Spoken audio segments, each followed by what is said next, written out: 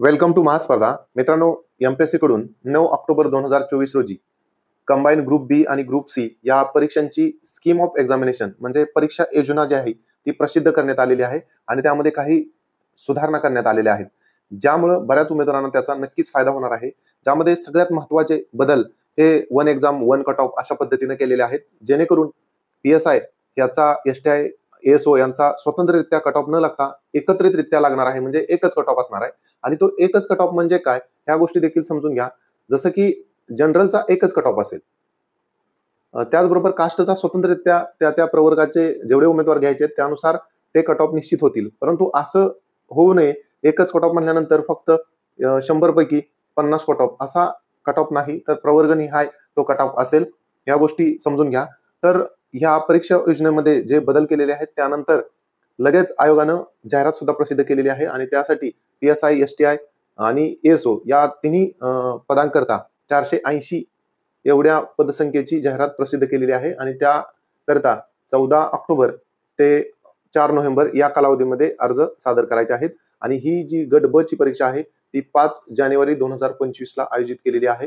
त्याचबरोबर गट क ची जी परीक्षा आहे त्यामध्ये क्लर्क असेल किंवा कर सहाय्यक असेल, उद्योग निरीक्षक असेल किंवा तांत्रिक सहाय्यक असेल आणि बेलीफ व टंकलेखक हे विधी व न्याय विभागांतर्गत शरीफ मुंबई या कार्यालयातलं हे पद आहे आणि त्यासाठी 17 जागा यावेळेस या जाहिरातीमध्ये आहेत.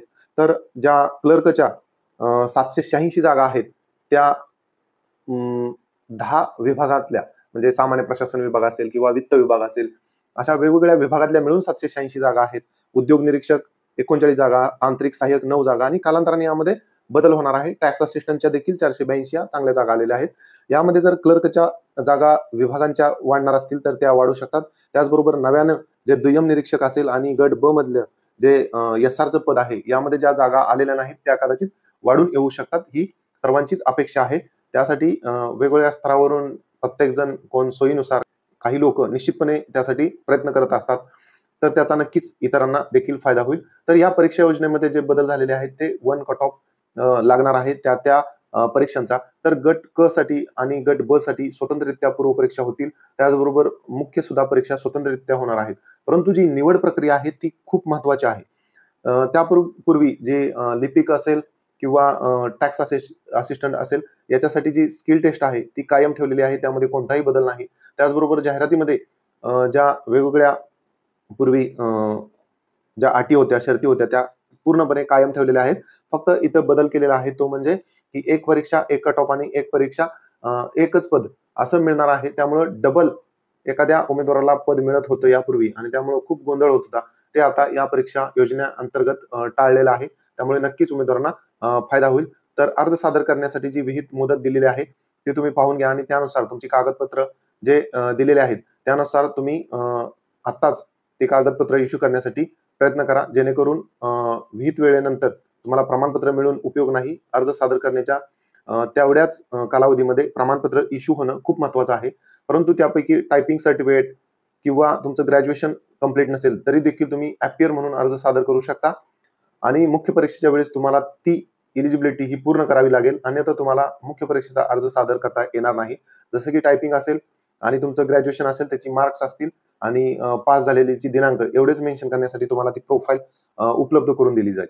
पीएसआय असेल त्यासाठी जे फिजिकल होतं ते कायमस्वरूपी तसंच ठेवलेलं आहे. त्यामध्ये आता 60 गुणांची जी अट आहे इंटरव्ह्यूसाठी पात्र होण्याची ती ठेवलेली आहे. त्याचबरोबर महिलांच्या बाबतीत सुद्धा त्याच इव्हेंट ठेवलेल्या आहेत. ARTO साठी स्वतंत्ररित्या आणि पीएसआय साठी स्वतंत्ररित्या प्रक्रिया राबवण्यात येणार आहे. आणि सगळ्यात महत्वाचं म्हणजे गट ब करिता जी जनरल मेरिट लिस्ट लागणार आहे ती संवर्गनिहाय स्वतंत्ररित्या लावणार आहेत. परंतु पीएसआयचं जे फिजिकल इंटरव्ह्यू झाल्यानंतर सगळ्या प्रोसिजर करणार आहेत. त्यामुळे एसटीआय एएसओची प्रक्रिया लवकर पार पडली आणि पीएसआयचं फिजिकल लवकर नाही झालं तर त्याचा परिणाम त्यावर होऊ शकतो. परंतु असं करण्याचा हेतू कदाचित असा पण असू शकतो की पीएसआयचं पण लगेच प्रक्रिया पार पाडता येऊ शकते, जेणेकरून एसटीआय आणि एसओवर जास्त वेळ थांबावा लागू नये आणि त्याचा फायदा निश्चितच उमेदवारांना होईल. कारण आता 2-3 वर्ष पीएसआयच्या फिजिकल आणि जॉईनिंगसाठी लागतो, तो निश्चित हा कालावधी कमी होण्यासाठी ही प्रोव्हिजन देखील फायदेशीर ठरू शकते.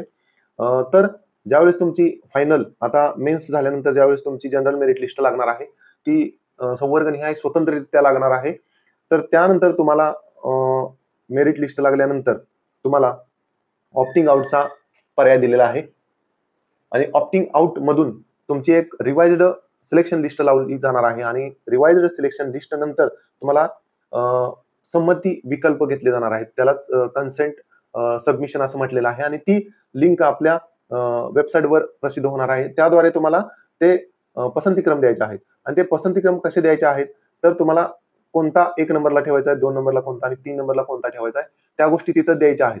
परंतु ज्यावेळेस एकापेक्षा जास्त पदांकरता एखाद्या उमेदवाराची सिलेक्शन होत असेल तर त्या उमेदवारांकडून त्यानंतर ऍक्सेप्ट आणि गिव्ह अप असे ऑप्शन सिलेक्ट करून घेतले जाणार आहेत.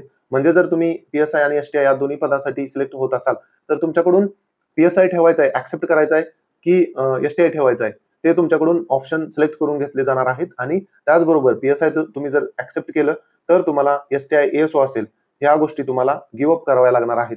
आणि जर तुम्ही त्या प्रक्रिया पार पाडल्या नाहीत तर तुम्ही जे मुख्य परीक्षेचा अर्ज सादर करत असताना जो दावा केलेला आहे त्यानुसार जेवढे तुम्ही त्यामध्ये संवर्ग निवडलेले आहेत, जी पदं निवडलेली आहेत त्याचा विचार करून आणि मुख्य परीक्षेच्या जाहिरातीमध्ये 1 नंबरला कोणतं पद दिलेलं आहे, समजा की नेहमीप्रमाणे ASOच असतं आणि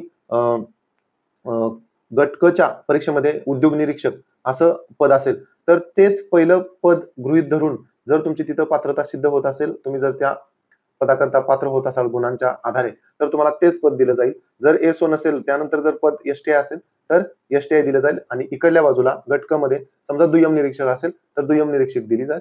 जसा सिक्वेन्स कंबाईनच्या मुख्य परीक्षेमध्ये दिलेला असेल त्या पद्धतीने तुम्हाला ते पद मिळणार आहे. परंतु याचा एक फायदा आहे की एक उमेदवार एक पद असं या परीक्षेद्वारे होणार आहे. त्यामुळे नक्कीच उमेदवारांना फायदा होईल आणि वारंवार ज्या लिस्ट लागत होत्या त्या कुठेतरी टाळता येणार आहेत.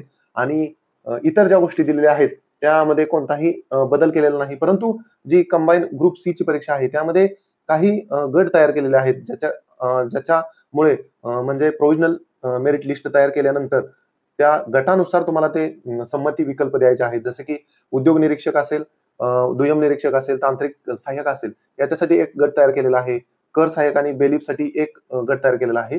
परंतु PSI आणि लिपिक टंकलेखक यांच्यासाठी स्वतंत्ररित्या प्रक्रिया राबवण्यात येणार आहे. कारण लिपिकसाठी 10 विभाग आणि वेगवेगळे प्राधिकरण आहेत त्यांचे पसंतीक्रम तुम्हाला द्यायचे आहेत आणि पसंतीक्रम हे 2 टप्प्यावर द्यायचे आहेत. मेन्सच्या वेळेस तुम्ही पसंतीक्रम देऊ शकता. त्याचबरोबर तुम्ही फायनल म्हणजे तुमची जनरल मेरिट लिस्ट लागल्यानंतर सुद्धा अंतिम ज्यावेळेस निवड तुम्हाला गुणवत्ता यादी जाहीर केल्यानंतर सुद्धा पसंतीक्रम द्यावे लागणार आहेत.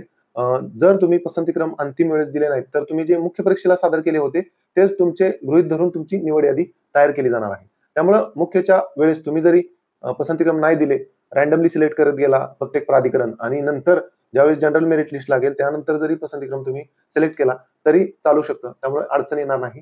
आणि जी अभ्यासक्रम असेल किंवा इतर तुमच्या पद आणि त्याच्यासाठी असणारी अर्हता आहे, वयाची मर्यादा असेल किंवा गुणांची मर्यादा असेल, परीक्षा किती मार्काची, स्वरूप असेल, यामध्ये कोणताही बदल करण्यात आलेला नाही. इव्हन परीक्षेची फी सुद्धा बदल केलेली नाही. तर अशा प्रकारे कंबाईन ग्रुप बी आणि ग्रुप सी ची जाहिरात प्रसिद्ध करण्यात आलेली आहे आणि त्याची परीक्षा योजना देखील प्रसिद्ध करण्यात आलेली आहे. ती तुम्ही व्यवस्थित वाचून घ्या जेणेकरून तुम्हाला त्यामधील ज्या काही तरतुदी केलेल्या आहेत त्या व्यवस्थित माहित होतील, जेणेकरून पुढील टप्प्यावर कुठं अडचण येणार नाही. अन्यथा अर्ज सादर करत असताना आपण परीक्षा योजना किंवा जाहिरात न वाचल्यामुळे बऱ्याचशा गोष्टी चुकतात आणि त्याचा पश्चाताप डॉक्युमेंट व्हेरिफिकेशन असेल त्यावेळेस होतो. त्यामुळे पूर्व तयारी आपली असली पाहिजे. यापूर्वी सुद्धा आपण एक व्हिडिओ रिसेंटली अपलोड केलेला आहे की कोणती डॉक्युमेंट लागणार आहेत आणि ती कशा पद्धतीनं इश्यू करायच्या आहेत, ह्या सगळ्या गोष्टींची माहिती त्या व्हिडिओमध्ये दिलेली आहे. तो तुम्ही व्हिडिओ पाहू शकता. या व्यतिरिक्त तुमच्या काही अडचणी असतील तर कमेंट बॉक्समध्ये जरूर विचारा किंवा डिस्क्रिप्शन बॉक्समध्ये व्हॉट्सअप नंबर दिलेला आहे, तिथे तुम्ही मेसेज करून किंवा कॉल करून विचारू शकता. व्हिडिओ आवडल्यास व्हिडिओला लाईक करा आणि महास्पर्धा YouTube चॅनलला नक्की सबस्क्राईब करा. Thanks for watching महास्पर्धा.